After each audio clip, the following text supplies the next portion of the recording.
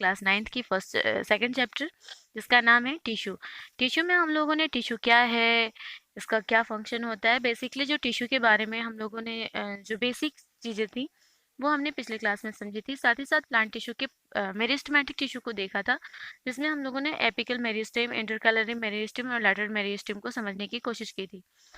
तो आज की वीडियो में हम देखेंगे परमानेंट टिश्यू के अलग अलग पार्ट्स को, कौन कौन से पार्ट्स होते हैं, इसमें क्या क्या चीज़ें, नई नई चीज़ें हैं कि किस तरीके से ये बने होते हैं, इसका फंक्शन क्या होता है, ये सारी चीज़ों को हम आज की क्लास में देखेंगे।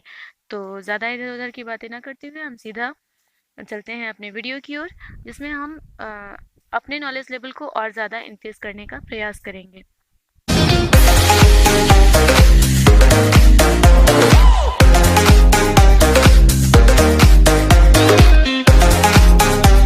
दोस्तों, मैं निधि राज आप सभी का स्वागत करती हूँ आपके अपने चैनल IQ स्टार्टअप पे।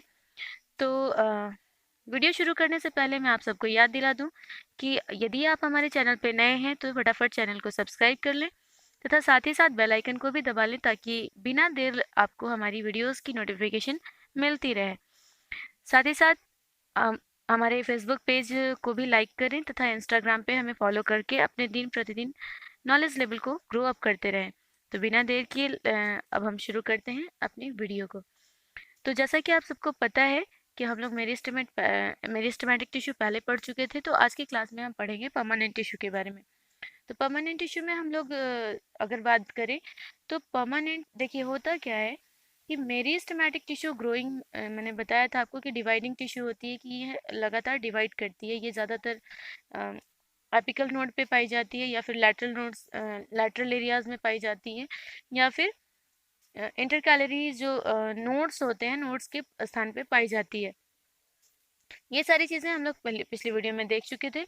तो जब ये मेरिस्टेमेटिक टिश्यू और ज़्यादा डेवलप करते हैं, यानी कि जब ये और ज़्यादा ग्रो करते हैं, तो ग्रो करने के बाद ये बदल जाते हैं परमानेंट टिश्यू के रूप में। तो मेरिस्टेमेटिक टिश्यू क्या थे? डिवाइडिंग सेल थे। परमानेंट टिश्यू जो होते हैं ये डिवाइड नहीं करते।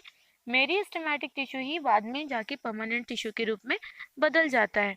अब परमानेंट टिश्यू की बात करें तो परमानेंट दो तरह के होते हैं, एक सिंपल परमानेंट टिश्यू और दूसरा कॉम्प्लेक्स परमानेंट टिश्यू। ठीक है, तो ये दो टाइप्स हैं परमानेंट टिश्यू के।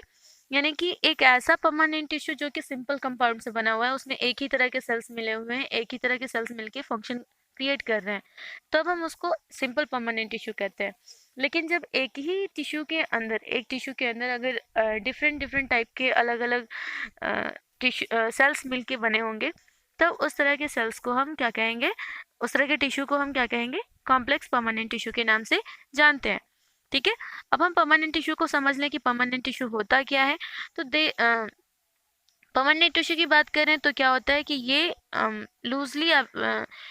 दे lose their ability to divide, यानी कि डिवाइड करने की जो क्षमता है वो इसमें नहीं होती, मेरिस्टेमेटिक टिश्यू में होती है। परमानेंट टिश्यू के अंदर वो समाप्त हो जाती है, जबकि मेरिस्टेमेटिक टिश्यू से ही परमानेंट टिश्यू बनते हैं, लेकिन फिर भी वो डिवाइडिंग जो पावर था, एबिलिटी था, इसको वो खो देते हैं, इसीलिए ये परमानेंट टिश्यू के रूप में चेंज हो जाते हैं। दूसरी बात कि they take up specific role, यानी कि अब मेरिस्टेमेटिक टिश्यू का केवल ग्रो अप करना था, वो केवल ग्रो कर रहा था, लेकिन परमानेंट टिश्यू क्या करते हैं कि अलग अलग उनको अब काम मिल जाता है, फंक्शन मिल जाता है, वो अलग अलग काम करना शुरू कर देते हैं। जैसे आप देखते हैं छोटे बच्चों को कुछ काम नहीं होता, बस वो कभी मम्मी का हेल्प कर देते हैं, कभी पापा का हेल्प कर देते हैं, कभी भैया का हेल्प कर देते हैं, है ना, क्योंकि वो उनकी ग्रोथिंग लेवल थी। लेकिन जैसे ही वो बच्चा बड़ा होता है, तो बड़े होने के बाद क्या होता है, उसको पार्टिकुलरली एक काम मिल जाता है कि आपको इस काम को अच्छे से कर लेना है ना। तो इसी तरीके से टिश्यूज़ के अंदर भी होता है कि मेरिस्टेमेटिक टिश्यू केवल ग्रो अप करने के काम आती है, लेकिन परमानेंट टिश्यू जो है उसको एक अलग फंक्शन मिल जाता है, एक स्पेसिफिक रोल मिल जाता है उस प्लांट के अंदर। ठीक है, आगे कहते हैं कि they have their permanent shape, size and function. बिल्कुल, जब जैसे बच्चा कोई बड़ा हो जाता है तो बड़े होने के बाद क्या होता है, उसकी शेप, साइज और उसका काम जो है वो निश्चित हो जाता है, वो एक ही ओर चला जाता है। बिल्कुल इसी तरीके से टिश्यू में भी होता है कि जब ये टिश्यू परमानेंट टिश्यू में आ जाते हैं, बदल जाते हैं, तब इनका अपना जो शेप है, अपना साइज वो सेम रहता है, कभी चेंज नहीं होता, परमानेंटली हो जाता है वो। और साथ ही साथ उनके फंक्शन जो होते हैं वो भी परमानेंट हो जाते हैं। और ये किस विधि से होता है? ये एक प्रोसेस के द्वारा होता है। ये परमानेंट शेप, साइज और फंक्शन जो आता है, यानी कि मैंने अभी बताया कि मेरिस्टेमेटिक टिश्यू से ही ये परमानेंट टिश्यू बने हैं। तो मेरिस्टेमेटिक टिश्यू के अंदर कोई एक प्रक्रिया होती है जिसके द्वारा उसके अंदर उसका परमानेंट शेप, साइज और फंक्शन क्रिएट होता है, जिसको हम डिफ्रेंसिएशन कहते हैं। क्या कहते हैं?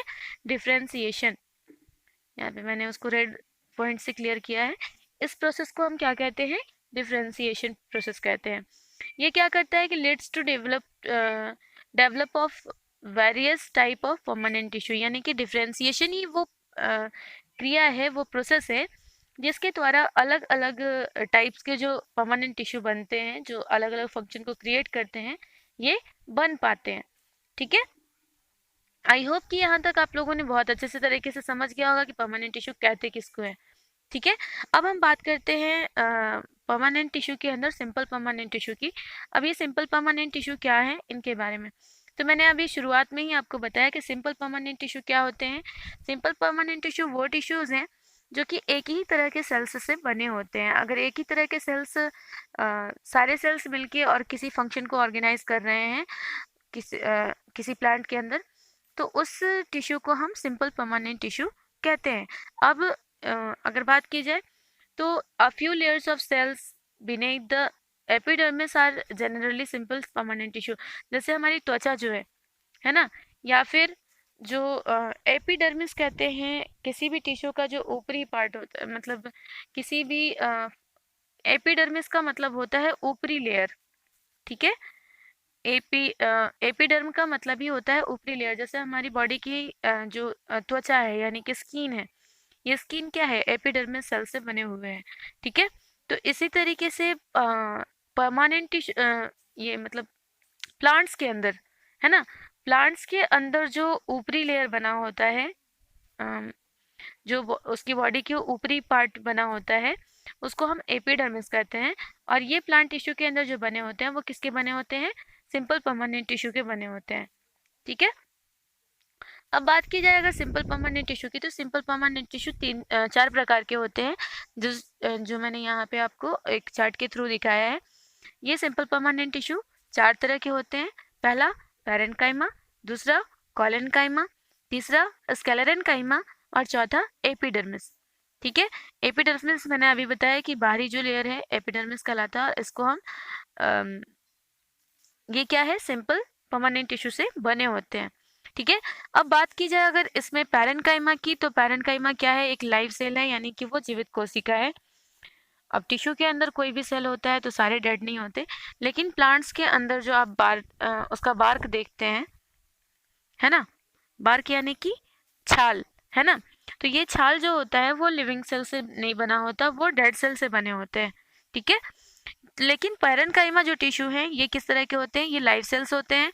दूसरा, ये थिन सेल वॉल से बने होते हैं, यानी कि इनका जो सेल वॉल होता है वो पतला होता है।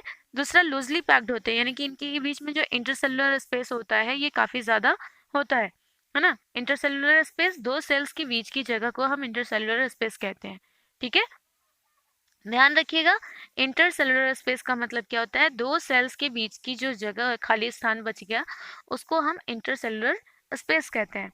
ठीक है, और इंटरसेलुलर स्पेस के कारण ही ये मतलब फूड को स्टोर करने का काम करते हैं। कौन? Parenchyma tissues. ठीक है, पैरेन्काइमा टिश्यूज क्या है? लूजली पैक्ड होते हैं। लूजली पैक्ड कहने का मतलब कि इनके बीच में इंटरसेलुलर स्पेस जो है काफ़ी ज़्यादा होता है, और इसी के कारण ये क्या करते हैं? इनका फंक्शन जो है वो है स्टोरिंग फूड, यानी कि फूड स्टोर करने का काम करते हैं। साथ ही साथ ये बेस पैकिंग में भी हेल्प करता है, यानी कि it forms base packing. Base packing का तात्पर्य है कि जो टिश्यूज़ के जो बेस बने होते हैं उसको पैक्ड करने का में ये काफ़ी ज़्यादा हेल्प करता है। कौन? पैरेन्काइमा टिश्यू जो है ये किसी भी ऑर्गन के जो बेस पैकिंग होते हैं उसको बनाने में हेल्प करता है। चौथी बात जो की गई है कि अनस्पेशलाइज्ड सेल से बने होते हैं, यानी कि इसके अंदर कोई भी स्पेशल सेल्स काम नहीं करता। कुछ ऐसे टिश्यूज होते हैं जिसमें अलग अलग तरह के सेल्स मिलके काम करते हैं, लेकिन इसमें एक ही तरह के सारे सेल्स मिलने होते हैं, इसलिए इसको अनस्पेशलाइज्ड सेल कहा गया कि ये बने होते हैं किसके? अनस्पेशलाइज्ड सेल से। ठीक है, अब इसके फंक्शन की बात करें तो मैंने पहले फंक्शन बता दिया कि स्टोरिंग फूड, और साथ ही साथ दूसरा जो काम है इनका गिव सपोर्ट, यानी कि बेस जो बनाने का काम कर रहे हैं। मैंने जो इसमें चौथे पॉइंट में आपको बताया है कि फॉर्म्स बेस पैकिंग। तो बेस पैकिंग में क्या होगा कि ये सपोर्ट करने का काम करता है, किसी भी प्लांट के सपोर्टिंग में ये हेल्प करता है। कौन? Parenchyma tissue. अब ये पैरेन्काइमा टिश्यू के भी दो टाइप्स हैं, जिसमें कॉलरेन्काइमा और एरेन्काइमा। ठीक है, कॉलरेन्काइमा जैसे देखिए, कॉलरेन से ही समझ में आ रहा है कि क्लोरोफिल है ना, कॉलरेन क्लोरोफिल। तो क्लोरोफिल जिसके अंदर होगा वो कॉलरेन्काइमा कहलाएंगे। यानी कि लीव्स के अंदर अगर पूछा जाए कि लीव्स के अंदर किस तरह के टिश्यूज पाए जाएंगे, तो वो कॉलरेन्काइमा टिश्यूज पाए जाएंगे, जो कि पैरेन्काइमा टिश्यू का पार्ट है। तो इसके अंदर क्लोरोफिल पाया जाता है। क्लोरोफिल जब होगा तो नॉर्मल सी बात है कि वो फोटोसिंथेसिस में हेल्प करेगा। इतनी बातें तो समझ में आ रही होंगी।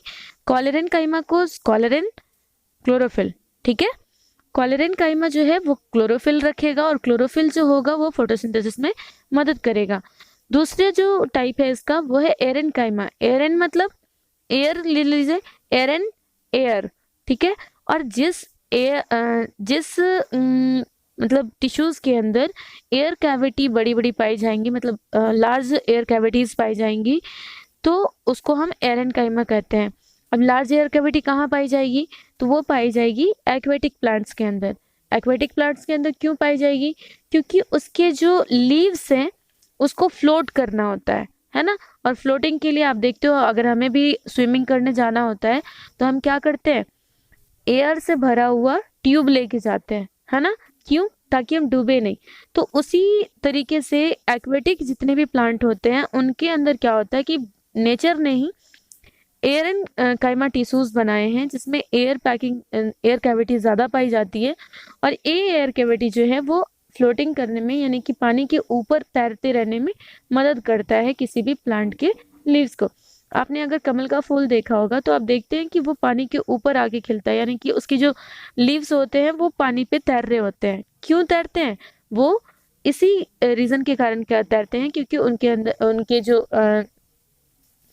जो उनका लीव बना हुआ है उसके अंदर लार्ज एयर कैविटी पाई जाती है, जो कि उसको तैरने में मदद करती हैं। तो जितने भी एक्वेटिक प्लांट्स हैं वो तैरते इसीलिए हैं क्योंकि उनके जो लीव्स हैं उनके अंदर एयर कैविटीज पाई जाती है। और ये एयर कैविटीज किसकी वजह से पाई जाती है? तो एरेन्काइमा टिश्यूज की वजह से। तो आज की क्लास में हमने पैरेन्काइमा टिश्यू को बहुत अच्छे तरीके से पढ़ लिया है। आगे की क्लास में हम कॉलरेन्काइमा, स्क्लेरेन्काइमा और एपिडर्मिस की चर्चा करेंगे। तो आज की क्लास में बस इतना ही। अगर आपको वीडियो पसंद आया हो, वीडियो की एक एक पार्ट समझ में आई हो, तो आप वीडियो को लाइक करना बिल्कुल मत भूलिए। साथ ही साथ आप हमारे टेलीग्राम ऐप से जुड़ के वहाँ से सारी वीडियो, टेलीग्राम का जो हमारा ग्रुप है वहाँ से आप जुड़ के, और जो वीडियो की PDF है वो आप वहाँ से प्राप्त कर सकते हैं। साथ ही साथ आप वहाँ पे जुड़ के सारी वीडियोस की जो वीडियोस को भी वहाँ पे आराम से देख सकते हैं। और भी बहुत सारी चीज़ें वहाँ पे अपलोड की जाती हैं, तो वहाँ से जुड़ के आप काफ़ी सारी चीज़ों का नॉलेज जो है वो प्राप्त कर सकते हैं। तो आज की वीडियो के अंदर हम इतना ही पढ़ेंगे। नेक्स्ट क्लास में हम कॉलरेन्काइमा, स्क्लेरेन्काइमा और एपिडर्मिस का चर्चा करेंगे। तो आज के लिए बस इतना ही, मिलते हैं नेक्स्ट वीडियो में।